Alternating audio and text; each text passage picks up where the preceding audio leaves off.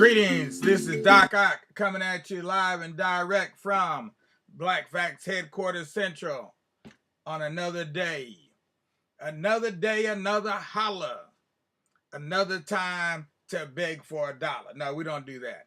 But we do ask for your support. We do always ask for that, but we'll save that for later. Right now, all we need is for you to go ahead and give us a like. If you're watching on Facebook, if you're watching on the tube, go ahead and give us a thumbs up. And however you're watching us on whichever platform you're using, please make sure to spread the word far and wide.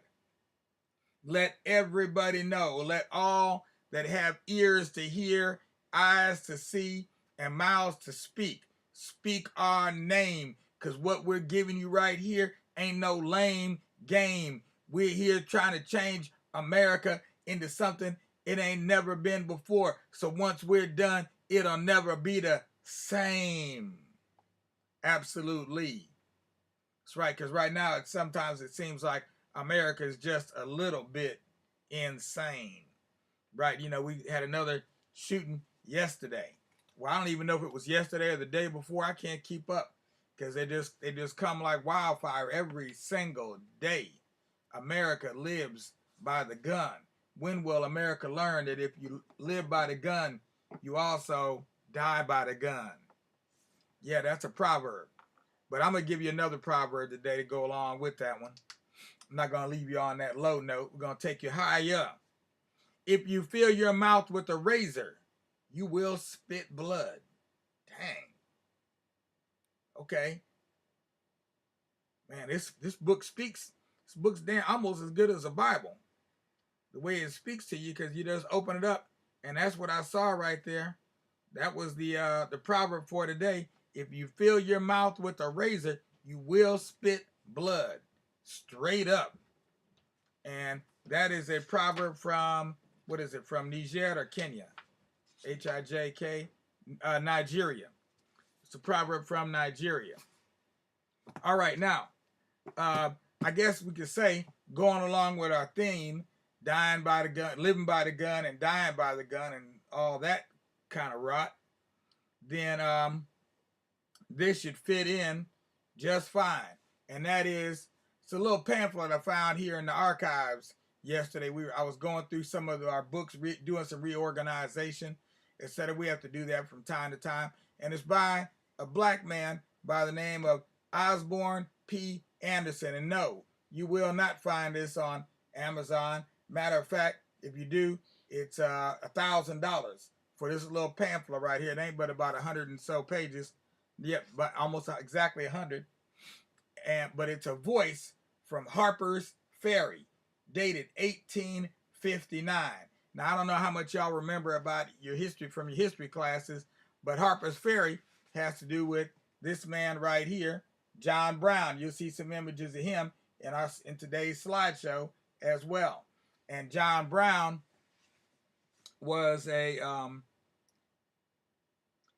he was a zealot, you could say. He held on to his beliefs very zealously and refused to give up his belief that slavery was wrong. Now, why that is, I haven't got into John Brown's head, so I don't know what was all rattling around up in his head, but we do have a voice from Harper's Ferry, a narrative of events at Harper's Ferry with, better get my glasses, with incidents prior and subsequent to its capture by Captain Brown and his men by none other than Osborne P.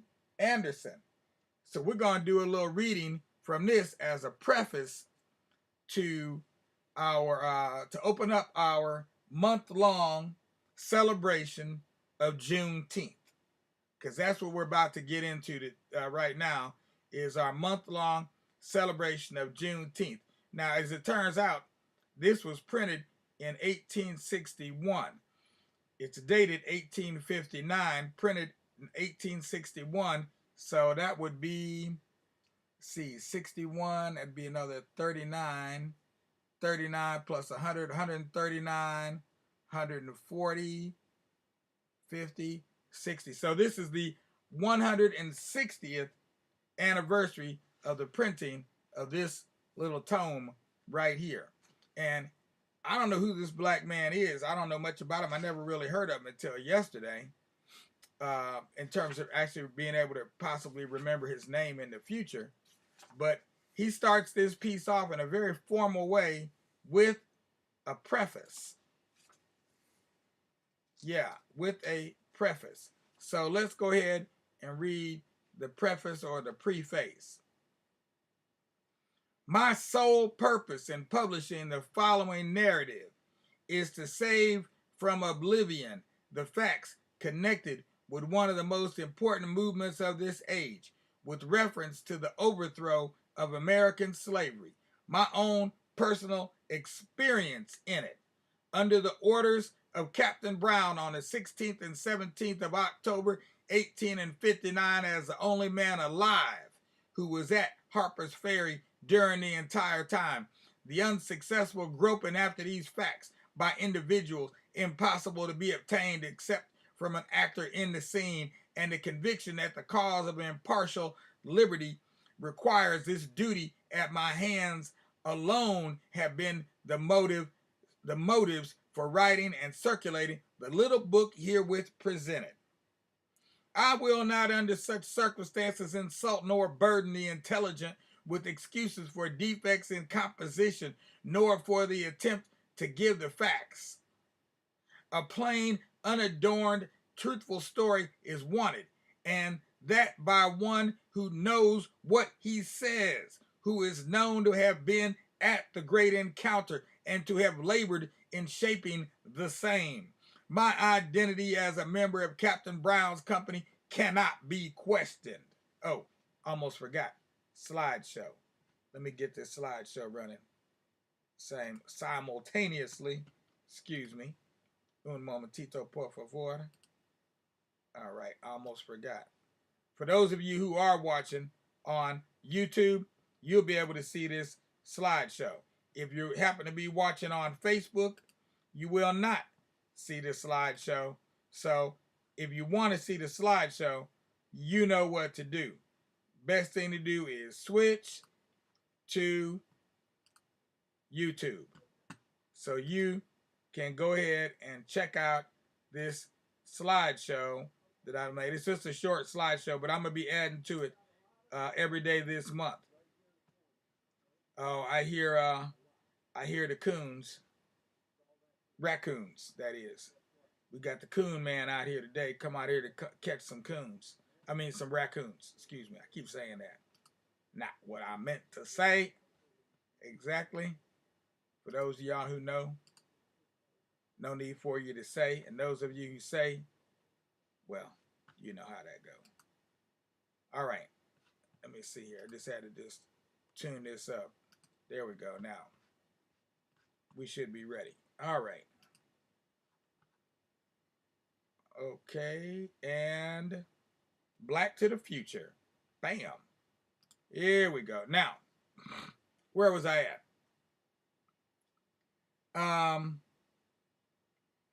My identity as a member of Captain Brown's company cannot be questioned successfully by any who are bent upon suppressing the truth. Neither will it be by any in Canada or the United States familiar with John Brown and his plans, as those who know his men personally or by reputation, who enjoyed his confidence sufficiently to know thoroughly know his plans. Okay, and there we have a picture of John Brown. The readers of this narrative will therefore keep steadily in view the main point, that they are perusing a story of events which have happened under the eye of the great captain, or are incidental thereto, and not a compendium of the quote-unquote plans of Captain Brown. For as his plans were not consummated, and as their fulfillment is committed to the future, no one to whom they are known will recklessly expose all of them to the public gaze. Much has been given as true that never happened. Much has been omitted that should have been made known. Many things have been left unsaid because up to within a short time, but two could say them. One of them has been offered up, a sacrifice to the Moloch, slavery. Being that other one, I propose to perform the duty, trusting to that portion of the public who love the right for an appreciation of my endeavor. OPA. He signs it OPA. In other words, Osborne P. Anderson. And I have to say, damn. That's my only real comment is, damn. Osborne? Who is this guy? I mean, he writes this thing like Frederick Douglass or somebody. I mean, you don't hear the typical stuff that we heard from, what's that guy's name? The one that wrote the Uncle Remus stories. Joel, whatever his name is. I can't think of the dude's name right now. But it don't sound like that. Eyes of bees are going to the store, boss. This sounds like a highly educated young man. So let's read a little bit more. We can read chapter 1 because he has very short chapters, and then we'll break this off and we'll come back to this tomorrow. Chapter 1, the idea and its exponents. John Brown, another Moses. The idea underlying the outbreak at Harper's Ferry is not peculiar to that movement, but dates back to a period very far beyond the memory of the oldest inhabitant, quote unquote, and emanated from a source much superior to the Wises and Hunters, the Buchanans and Masons of today.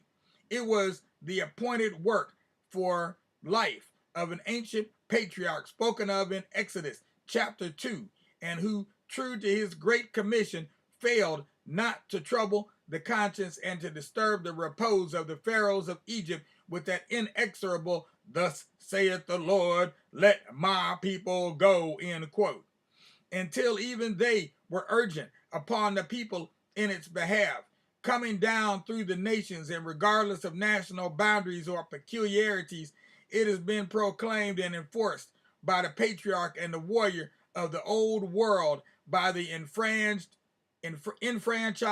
freeman and the humble slave of the new. Its nationality is universal, its language everywhere understood by the haters of tyranny, and those that accept its mission everywhere understand each other. There is an unbroken chain of sentiment and purpose from Moses of the Jews to John Brown of America, from Kossuth and the liberators of France and Italy to the untutored Gabriel and the Denmark Veseys, Nat Turners, and Madison Washingtons of the Southern American states. The shaping and expressing of a thought for freedom takes the same consistence with the colored American, whether he be an independent citizen of the Haitian nation, a proscribed but humble, nominally free colored man, a patient, toiling, but hopeful slave, as with the proudest or noblest representative of European or American civilization and Christianity. Lafayette, the exponent of French honor and political integrity, and John Brown, foremost among the men of the New World in high moral and religious principle and magnanimous bravery, embrace as brothers of the same mother in harmony upon the grand mission of liberty.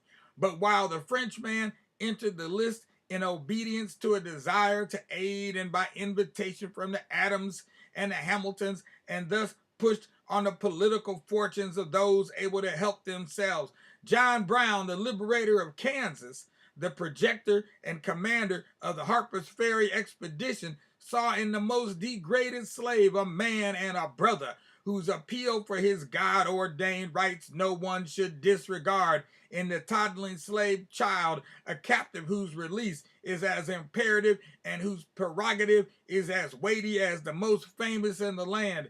When the Egyptian pressed hard upon the Hebrew, Moses slew him hip and thigh.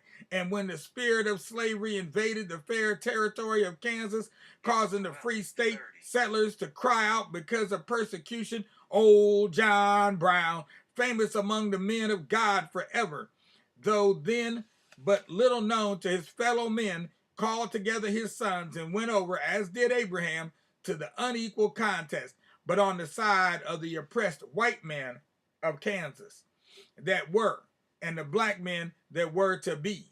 Today, Kansas is free.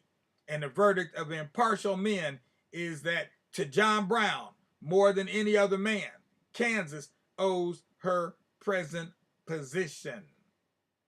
I am not the biographer of John Brown, but I can be indulged in giving here the opinion common among my people of one so eminently worthy of the highest veneration, close observation of him during many weeks and under his orders at his Kennedy Farm fireside also satisfies me that in comparing the old noble man to Moses and other men of piety and renown who were chosen by God to his great work, none have been more faithful, none have given a brighter record. Well, I do declare. Oh, that brother just said a mouthful. Yeah, that brother just said a mouthful, and I ain't lying.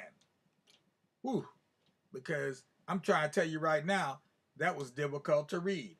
And I know you all couldn't follow along in detail, but we'll work on remedying that in the very near future. But in the meanwhile, this is what you have to go on. So we're reading this, as I said previously, as a precursor to discussing anything about Juneteenth. Juneteenth, for those of you who don't know, is June, I was getting mixed up, whether it's the 17th or the 19th. It's one of those 2 days. Okay, it's either the 17th or the 19th. I always get it mixed up. But suffice it to say, it's at least 2, if not 2.5 weeks away. So therefore, we have plenty of time to talk about what led up to Juneteenth, a number of important, significant events we were going to go into that led up to Juneteenth. And then we'll actually deal with the Juneteenth celebration, the actual day, etc.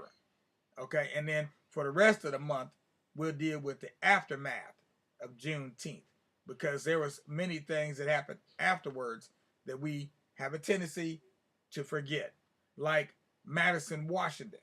I never heard of that guy, but he said his name right in line with Nat Turner and Denmark Vesey and Gabriel Prosser. So that would make him a revolutionary. Who is Madison Washington anyway? Y'all better start Googling that. Look it up and see what you can find.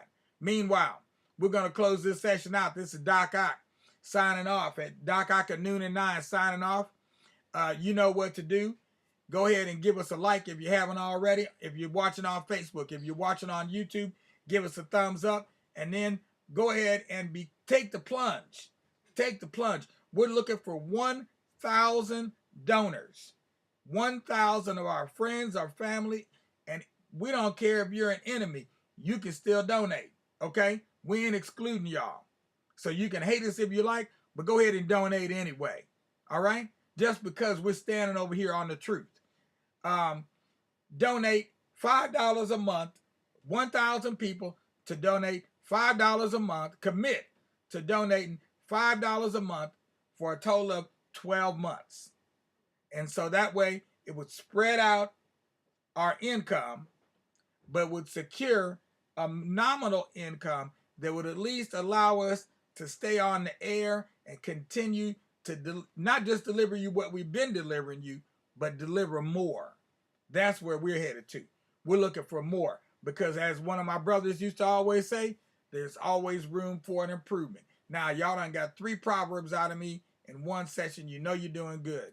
We'll be back tonight at 9 o'clock, continuing on with the children's version on Juneteenth. We can't tell you exactly what we're going to do, but it'll be good. Whatever it is, knock on wood. Be here at 9 and everything will be fine. And if you stay for the whole time, we guarantee when you're done, you're going to be feeling divine. Because this ain't no line. We are serious as a heart attack and deadly as a stroke. You know we don't joke, and we certainly don't play. Peace out, y'all, with justice. Because anything less disgusts us.